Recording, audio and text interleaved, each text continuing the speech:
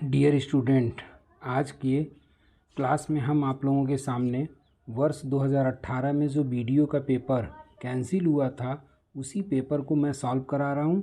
इससे आप लोगों को एक आधार मिल जाएगा कि किस किस टाइप का क्वेश्चन वीडियो की परीक्षा में पूछता है, और इसी को बेस बना करके आप अपनी तैयारी जारी रखें, सफलता निश्चित मिलेगी।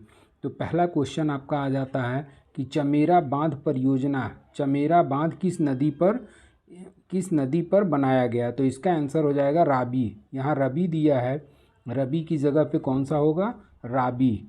बाकी आपका ब्यास, चिनाब, सतलज पर चमेरा बांध परियोजना का निर्माण नहीं किया गया है। अब हम लोग आते हैं अगले क्वेश्चन पे, और अगला क्वेश्चन है कि गैलेरेस ज्वालामुखी किस देश में स्थित है। तो गैलेरेस ज्वालामुखी जो है वो कोलंबिया में स्थित है। उसके बाद से आपका तीसरा क्वेश्चन आ जाता है कि थेसेघर वाटरफॉल किस राज्य में स्थित है। तो इसका आंसर हो जाएगा आपका महाराष्ट्र। अब अगला क्वेश्चन हम लोग देखते हैं कि अगले क्वेश्चन में पृथ्वी के उत्तरी गोलार्ध में रहने वाले कुल मानव आबादी का अनुमानित प्रतिशत क्या है। तो इसका आंसर हो जाएगा आपका 90%। और ये 90% की जो विश्व की जनसंख्या की मानव आबादी है वो उत्तरी गोलार्ध में लगभग 90% तक इनका अनुमानित आबादी के रूप में जाना जाता है।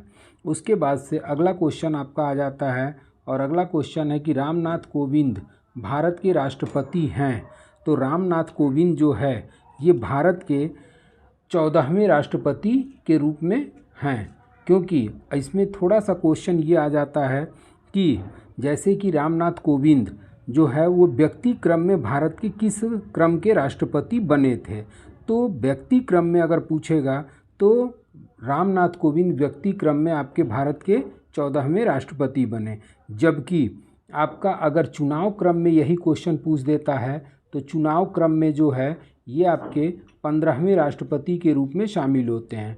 और इस राष्ट्रपति का जो क्रम हमने बताया है वो एक शॉर्ट ट्रिक में हमने आप लोगों को प्रोवाइड किया है, जिसमें उसका ट्रिक है राज राधा जागिरी अली नील ज्ञानी बैंक शंकर करे अब्दुल प्रति मुखर्जी राम। तो इसमें जितने भी राष्ट्रपति हैं वो सभी राष्ट्रपति का क्रम सीरियल नंबर से आ जाएगा। और चुनाव क्रम में अगर पूछेगा तो फिर उस कंडीशन में आंसर आपका 15वां हो जाएगा, क्योंकि डॉक्टर राजेंद्र प्रसाद जो थे वो 2 बार राष्ट्रपति बने थे, तो इस वजह से चुनाव क्रम एक बढ़ जाता है।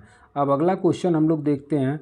अगला क्वेश्चन कि भारतीय संविधान के अनुच्छेद 243(1) के अनुसार पंचायतों में वित्तीय स्थिति की समीक्षा के लिए वित्त आयोग का गठन कब किया गया। वित्त आयोग का गठन कब किया जाता है। तो इसका आंसर हो जाएगा आपका हर 5 वर्ष, मतलब प्रत्येक 5 वर्ष पर राष्ट्रपति जो है वो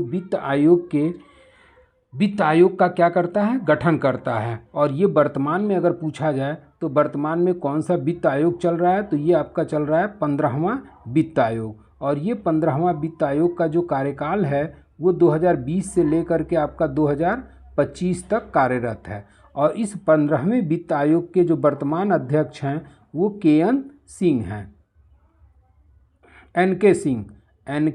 सिंह, के.एन. सिंह नहीं बल्कि एन.के. सिंह हैं। और इनका पूरा नाम है नंद किशोर सिंह।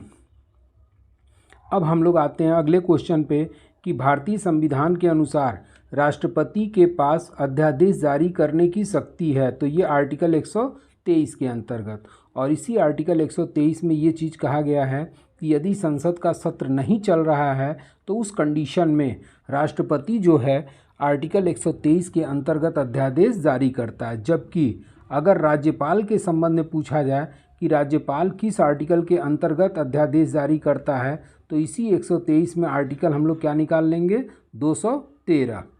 अब आते हैं हम लोग अगले क्वेश्चन पे कि राज्यसभा में मनोनीत सदस्यों की कुल संख्या कितनी है। तो आंसर हो जाएगा डी। राज्यसभा में मनोनीत सदस्यों की कुल संख्या 12 है।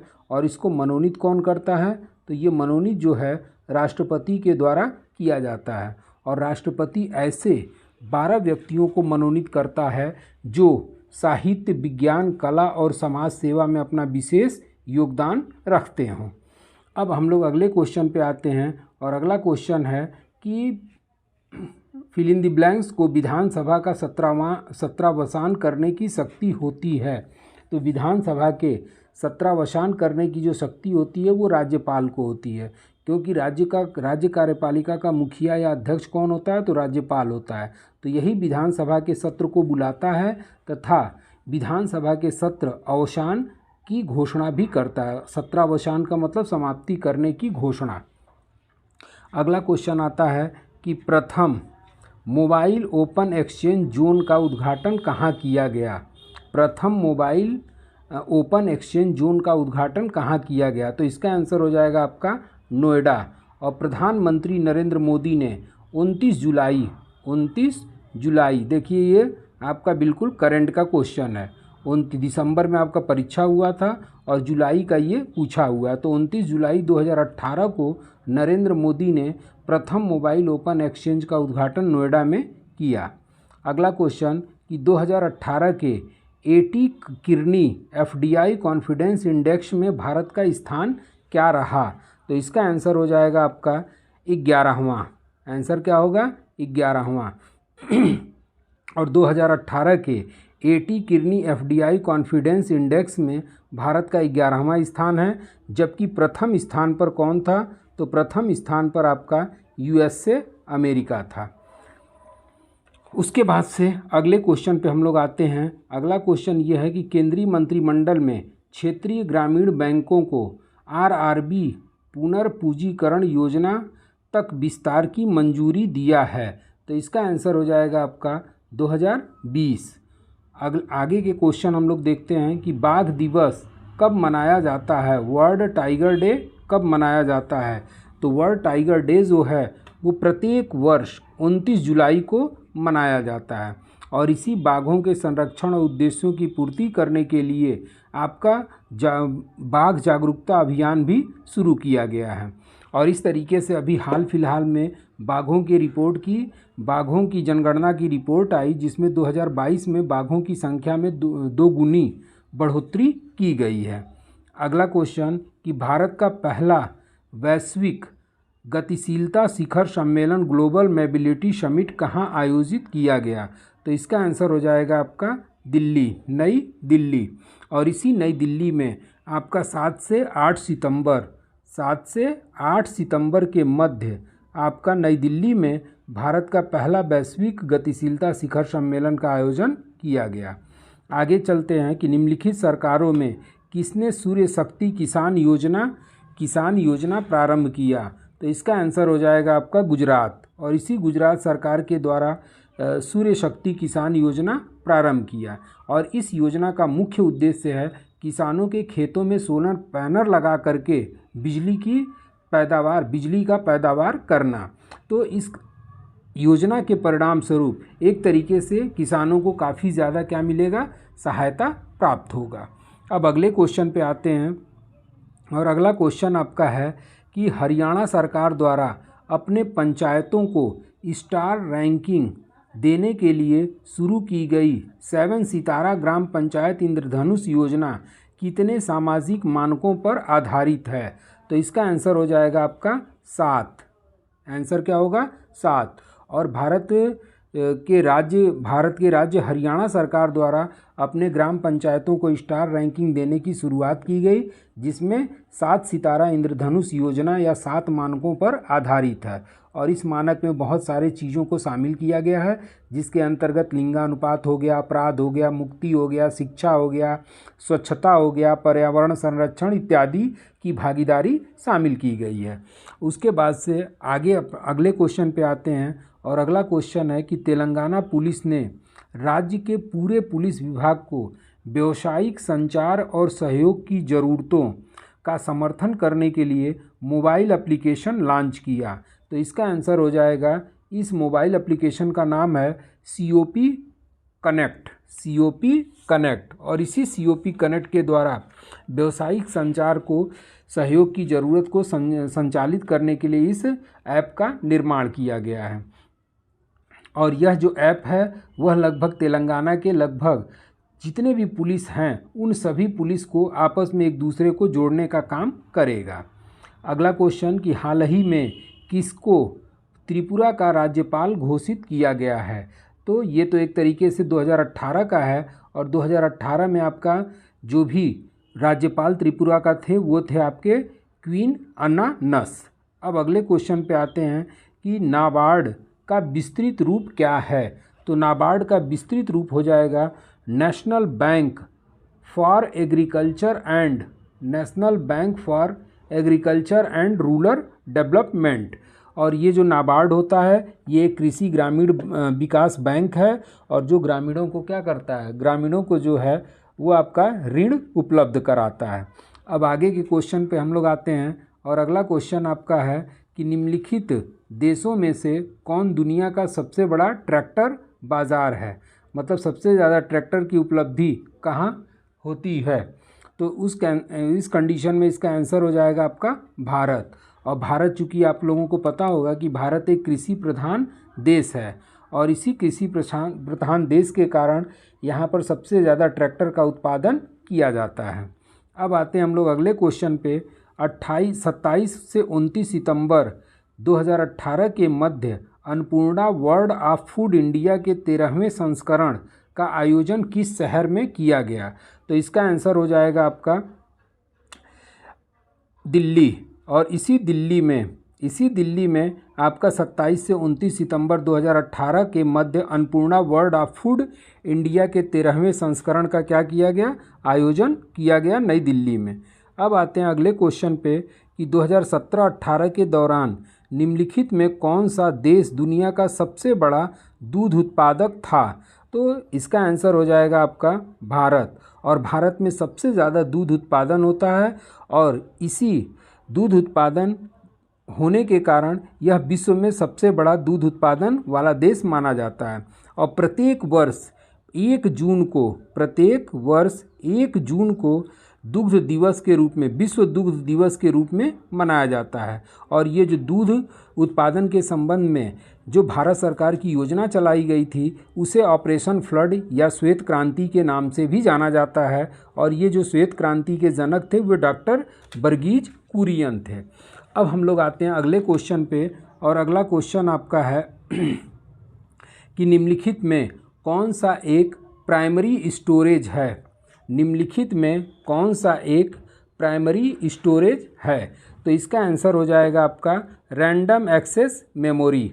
और ये जो रैंडम एक्सेस मेमोरी है ये एक तरीके से कंप्यूटर का प्राइमरी स्टोरेज के रूप में जाना जाता है।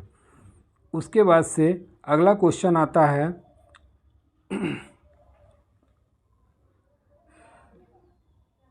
और अगला क्वेश्चन ये है कि निम्नलिखित में कौन एक प्रोग्रामिंग सॉफ्टवेयर है? अगला क्वेश्चन कि कौन एक प्रोग्रामिंग सॉफ्टवेयर है? तो इसका आंसर हो जाएगा विजुअल बेसिक। और ये विजुअल बेसिक जो है ये प्रोग्रामिंग सॉफ्टवेयर के रूप में जाना जाता है। अब आते हैं हम लोग अगले क्वेश्चन पे, और अगला क्वेश्चन है आपका कंप्यूटर के संदर्भ में जिस तरीके से कोई भी विरोधी सिस्टम में प्रवेश कर सकता है और संभावित रूप से क्षति का कारण बन सकता है उसे क्या कहते हैं? तो इसका आंसर हो जाएगा आपका हमला। इसका आंसर हो जाएगा हमला, अटैक सरफेस। अब आगे आते हैं हम लोग अगले क्वेश्चन पे, और अगला क्वेश्चन ये है कि सुरक्षा सेवाओं जैसे गोपनीयता, डेटा अखंडता, इकाई प्रमाणीकरण और डेटा मूल प्रमाणीकरण प्रदान करने के लिए गणितीय तकनीकी का उपयोग को क्या कहा जाता है? तो इसका आंसर हो जाएगा क्रिप्टोग्राफी। और क्रिप्टोग्राफी के अंतर्गत जैसे कि आपका गोपनीयता है, डेटा अखंडता है, इकाई प्रमाणीकरण, डेटा मूल प्रमाणीकरण, इन सारी चीज़ों का उपयोग करने वाले गणितीय तकनीकी को क्रिप्टोग्राफी के नाम से जाना जाता है। अब आते हैं हम लोग अगले क्वेश्चन पे कि उत्तर प्रदेश में कृषि के लिए प्रयुक्त भूमि का प्रतिशत क्या है? तो इसका आंसर हो जाएगा 68%। और ये चूँकि उत्तर प्रदेश में गंगा नदी का प्रवाह क्षेत्र ज़्यादा है, इस वजह से उत्तर प्रदेश में काफ़ी ज़्यादा उपजाऊ भूमि पाई जाती है। तो कृषि के लिए प्रयुक्त भूमि का प्रतिशत जो है वो 68.7% है। अब आते हैं हम लोग रामचरितमानस का कौन सा अध्याय या खंड सबसे छोटा है? तो इसका आंसर हो जाएगा आपका किष्किंधा कांड। और ये जो किष्किंधा कांड है ये रामचरितमानस में कुल कांडों की संख्या कितनी है, ये भी आपके एग्जाम्स में पूछा जा चुका है। तो रामचरितमानस में कुल कांडों की संख्या 7 और इसमें सबसे छोटा जो कांड है वो आपका किष्किंधा कांड है। जबकि सबसे बड़ा कांड भी आपका पूछ चुका है, तो सबसे बड़ा कांड जो होता है वो है आपका बाल कांड। और ये जो रामचरितमानस लिखा गया है ये अवधी भाषा में तुलसीदास के द्वारा लिखा गया है। अब हम लोग आते हैं अगले क्वेश्चन पे कि आलू उत्पादन में भारत में उत्तर प्रदेश का कौन सा स्थान है। तो आलू उत्पादन में उत्तर प्रदेश जो है अपना प्रथम स्थान भारत में रखता है। अगला क्वेश्चन आता है कि अगला क्वेश्चन उत्तर प्रदेश के किस ज़िले में किछौछा दरगाह है। तो इसका आंसर हो जाएगा आपका अंबेडकर नगर। और इसी अंबेडकर नगर में किछौछा दरगाह शरीफ जो है वो स्थित है। और ये जो किछौछा दरगाह शरीफ है ये प्रसिद्ध सूफ़ी संत हुआ करते थे सैयद मखदूम अशरफ जहांगीर, उन्हीं की यह दरगाह अंबेडकर नगर में स्थित है। अगला क्वेश्चन कि श्रीमती एन राजन का संबंध निम्नलिखित में किस वाद्य यंत्र से है। तो श्रीमती एन राजन का जो संबंध है वो आपका वायलिन यंत्र से है, वायलिन। अब इसके लिए जैसे कि हम अपने ही यूट्यूब चैनल पे आपका ये सारी चीज़ें स्टैटिक जीके का मैंने आप लोगों को प्रोवाइड कराया है, जो एक आध क्वेश्चन आपका लोक नृत्य या फिर वाद्य यंत्र से रिलेटेड आ जाता है। तो एन राजन का जो संबंध है वो वायलिन से है। अब अगला क्वेश्चन हम लोग देखते हैं, और अगला क्वेश्चन आपका है कि इलाहाबाद में किस वर्ष अगले अर्ध कुंभ का आयोजन किया जाएगा। तो इसका आंसर हो जाएगा आपका 2019। हालांकि ये एक तरीके से करंट का क्वेश्चन है, क्योंकि आपका ये एग्ज़ाम जो हुआ था वो 2018 में हुआ था और ये आगामी पूछ दिया है। तो आगामी जो अर्ध कुंभ का इलाहाबाद में आयोजन होगा वो किस वर्ष होगा, तो 2019 में। अब आगे क्वेश्चन है कि निम्नलिखित में किस अवसर पर सोहर लोकगीत का गायन किया जाता है। तो आपका आंसर हो जाएगा निम्नलिखित में किस अवसर पर सोहर का आयोजन किया जाता है। तो ये आपका उत्तर प्रदेश में जब बच्चा जन्म लेता है तब उसी कंडीशन में आपके बच्चे के जन्म पर सोहर लोकगीत का क्या किया जाता है, आयोजन किया जाता है। अगला क्वेश्चन है कि लठमार होली के लिए कौन सा प्रसिद्ध है। तो इसका आंसर हो जाएगा बरसना। और ये जो बरसना है ये आपका वर्षना में लठमार होली के लिए ये प्रसिद्ध माना जाता है। और प्रत्येक वर्ष आपका होली फाल्गुन मास में पड़ती है, और उसी फाल्गुन मास में उत्तर प्रदेश के मथुरा, बरसना कहाँ स्थित है, मथुरा, उत्तर प्रदेश के मथुरा जिले के बरसना नामक जगह पर लठमार होली का प्रचलन होली के समय में किया जाता है। अगला क्वेश्चन कि मिट्टी की बारात नामक कविता का संग्रह किसके द्वारा किया गया। तो इसका आंसर हो जाएगा आपका शिवमंगल सिंह सुमन। और इसी शिवमंगल सिंह सुमन के द्वारा मिट्टी की बारात नामक कविता संग्रह का संकलन किया गया। और ये जो शिवमंगल सिंह सुमन हैं इनका जन्म जो है उत्तर प्रदेश के उन्नाव जिले में हुआ था, उत्तर प्रदेश के उन्नाव जिले में। और इनके द्वारा जो मिट्टी की बारात नामक कविता संग्रह लिखी गई ये 1972 में लिखी गई थी। और इसके लिए ही, इसी रचना के लिए, मिट्टी की बारात की रचना के लिए इन्हें साहित्य अकादमी पुरस्कार से भी सम्मानित किया जा चुका है। अगला क्वेश्चन कि किस शहर में सेंट्रल फुटवियर ट्रेनिंग इंस्टीट्यूट स्थित है। तो इसका आंसर हो जाएगा आपका आगरा। और ये जो आगरा है इसी आगरा में सेंट्रल फुटवियर ट्रेनिंग इंस्टीट्यूट आपका स्थित है। अगला क्वेश्चन आता है कि 2011 जनगणना के अनुसार उत्तर प्रदेश के किस जिले की जनसंख्या सर्वाधिक है। तो आपका इलाहाबाद। और इसी इलाहाबाद की जनसंख्या उत्तर प्रदेश की सर्वाधिक जनसंख्या वाले जिलों में शामिल है। जबकि अगर सर्वाधिक जन घनत्व वाला पूछेगा तो उस कंडीशन में उत्तर प्रदेश का गाज़ियाबाद जनपद होगा। जबकि सबसे कम जनसंख्या वाला अगर जिला पूछ दिया तो सबसे कम जनसंख्या में आपका ललितपुर की जनसंख्या 2011 जनगणना के अनुसार सबसे कम है। अगले क्वेश्चन पे आते हैं कि चोल अभिलेखों के अनुसार जैन सभाओं के दान में दिए जाने वाले भूमि को क्या कहा जाता है। तो उस कंडीशन में इसका आंसर हो जाएगा पल्ली छांदनम, पल्ली छांदनम। और ये जो चोल अभिलेखों में भूमि कर के रूप में जो भी दिया जाता था उस कर को पल्ली छांदनम के नाम से जाना जाता था। अब अगला क्वेश्चन आता है, और अगला क्वेश्चन है कि किस शासक ने भारत में तुगलक वंश की नींव रखी थी। तो भारत में तुगलक वंश की नींव रखने वाला शासक था गयासुद्दीन तुगलक। और जैसा कि आपका दिल्ली सल्तनत में हमने एक ट्रिक पढ़ाया होगा आप लोगों को चैनल पे, और दिल्ली सल्तनत की जो शासनकाल है वो 1206 से लेकर के 1526 ईस्वी तक है। और इसी के बीच में 5 अलग अलग वंशों ने शासन किया, जिसका ट्रिक है गुलाब खिले तू सैया लो। और इसी गुलाब खिले तू सैया लो के साथ हर के नीचे आपका संस्थापक का नाम आता है, और उसका ट्रिक हमने दिया था कुत्तू जल गया खिज्र बहा। तो यहाँ पर कुत्तू जल गया खिज्र बहा, गुलाब खिले तू, यानी कि तू किस स्थान पे आ रहा है, तीसरे स्थान पर। और कुत्तू जल गया, गया यानी कि गयासुद्दीन तुगलक, और इस वंश का संस्थापक जो था वो गयासुद्दीन तुगलक था।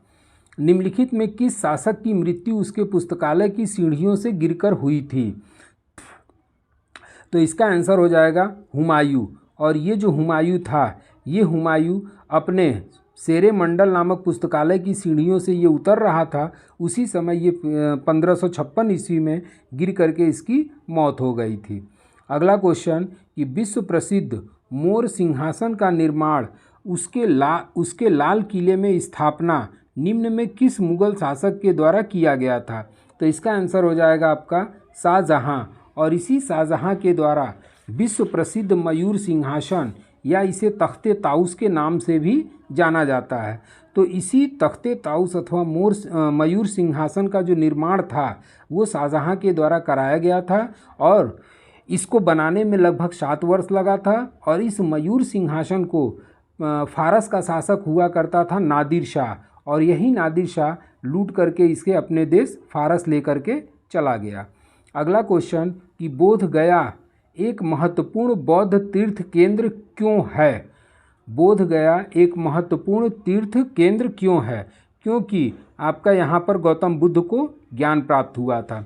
और गौतम बुद्ध को जब ज्ञान प्राप्त हुआ तो इसी ज्ञान प्राप्ति की घटना को किस नाम से जाना जाता है। तो इसी ज्ञान प्राप्ति की घटना को संबोधि के नाम से जाना जाता है।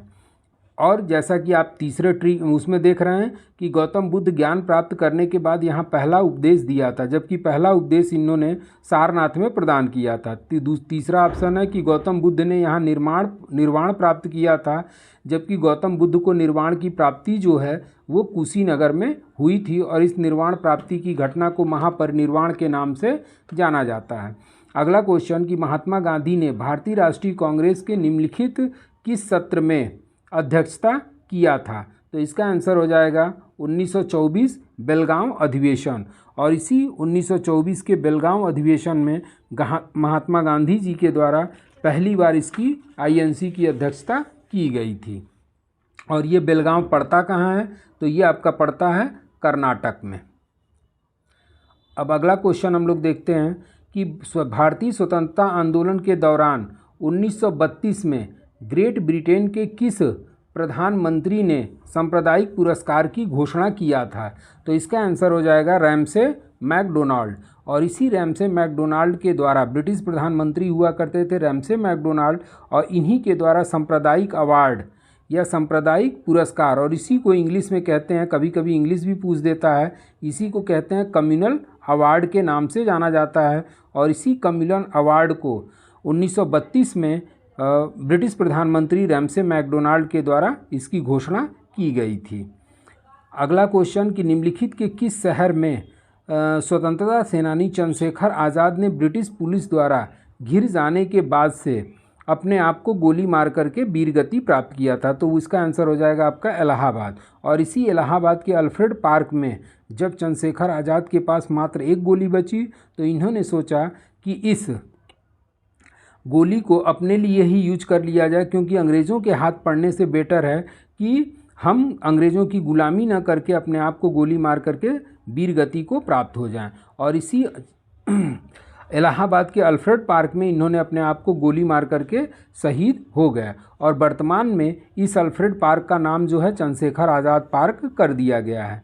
अगला क्वेश्चन है कि निम्नलिखित में किस नदी का समागम अरब सागर में है, मतलब अरब सागर में कौन सी नदी जा कर के गिरती है। तो इसका आंसर हो जाएगा आपका नर्मदा। और ये जो नर्मदा है, ये नर्मदा की लंबाई जो है लगभग 1312 किलोमीटर है और यह विंध्य पहाड़ी में आपका अमरकंटक नामक एक स्थान है, वहीं से निकलती है और निकल करके यह खंभात की खाड़ी या अरब सागर में जा कर के गिर जाती है। और चूंकि इस पे एक क्वेश्चन ये भी है कि यह पश्चिम की ओर बहने वाली एक नदी है, पश्चिम की ओर, और पश्चिम की ओर बहने वाली नदियों का जो ट्रिक है वो आपका हो जाता है समानता। स से साबरमती, मा से माही, न से नर्मदा और ता से ताप्ती। ये 4-5 नदियाँ जो हैं, 4 नदियाँ ये पश्चिम की ओर प्रवाहित होकर के अरब सागर में गिर जाती हैं। अगला क्वेश्चन है कि भद्रा वन्य जीव अभयारण्य किस राज्य में स्थित है। तो इसका आंसर हो जाएगा आपका कर्नाटक, और इसी कर्नाटक में आपका भद्रा वन्य जीव अभयारण्य स्थित है।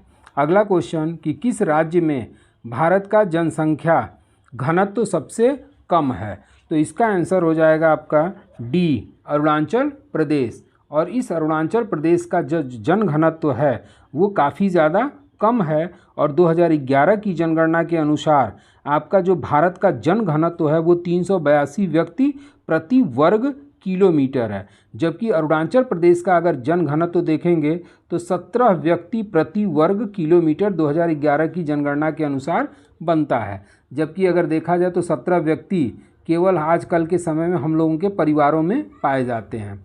अगला क्वेश्चन कि डैन्यूब नदी का उद्गम स्थल कहाँ है।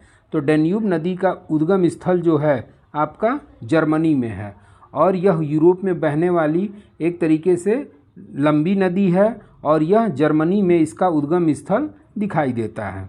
अगला क्वेश्चन आपका क्षेत्रफल के आधार पर सबसे बड़ा महाद्वीप कौन सा है। तो इन जो भी ऑप्शन दिया है उस ऑप्शन के हिसाब से क्षेत्रफल की दृष्टि से सबसे बड़ा जो महाद्वीप है वो आपका एशिया महाद्वीप है। तो इस तरीके से आपका ये जितने भी 50 क्वेश्चन आपके वीडियो 2018 के परीक्षाओं में पूछे गए थे उसको हमने सॉल्व करा दिया, और उसके साथ साथ आने वाले समय में ऐसे ही मैं आपका 2016 का भी पेपर सॉल्व करा दूंगा। और उसके बाद आप लोगों का जो भी वीडियो के एग्ज़ाम के लिए जो भी इम्पोर्टेंट क्वेश्चन बनते हैं उन 50-50 क्वेश्चन का मैं ग्रुप लेकर के आऊँगा और उसको आपको विधिवत व्याख्या के साथ सॉल्व कराऊँगा। तो आज के लिए बस इतना ही। Thank you so much.